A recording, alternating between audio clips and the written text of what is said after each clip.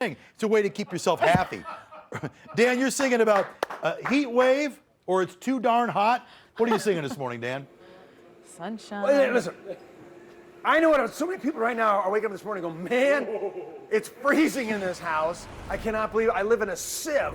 And if there was not a better day, Bob Logan, Plumbline Services, nice to see you. If there was not a more perfect day to do this story, it's today because it's colder and you know what outside. Yes. And okay, Plumbline Services, what do you guys do? Your services are what?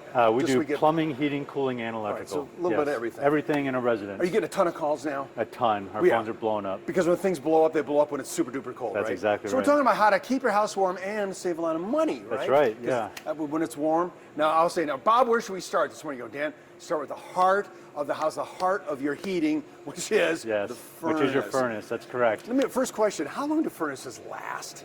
You know, a well-maintained furnace will last 15 to 20 years. Right. Most furnaces last 7 to 10 because they're not maintained. So just like an automobile, you need to get it tuned up every year. You don't have to change the oil in this thing, do you? You don't have to change oil, but no, you do have to change filters. That's the #1 call we get is a clogged filter. So these are some basic filters, a pleated filter. This is super simple to do. Anybody can do this. It is, yes. You just open your filter box, take the old one out, slide it in, make sure the arrows are pointing in the right direction, and it's that simple. For airflow, right? Airflow goes a certain way, airflow. so you got to make sure these little arrows are in the right spot.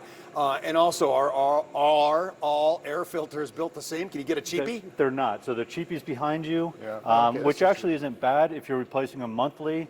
That's great for lingerie. The good thing about these, yes. You can see right through it. Oh my gosh, Cody, what are you wearing? The good thing about these is they filter more, but they also restrict airflow. So if you're going to be using these, make sure you're changing them out. We have 4-inch media filters, which is what this box is. Whoa, look at the sizes. We How have, often do we change, Bob? Something like this, maybe 6 months to a year. So if you they'll have last a longer. condo, you have to change your own air filter. If you have a home, you have to change your own. If you have an apartment, you don't have to worry about your own air filter. It's the resident's responsibility. Even in if an you rent. apartment? Even an apartment, even your landlord's not going to come out and change your filters. That's going to be your responsibility. C-I-L-L, my landlord. Kill my landlord. I'm just kidding. That's an old Eddie Murphy bit. All right, so how often do we change these again? So I would recommend anywhere from 1 to 3 months. 1 to 3 months. Just check them every month.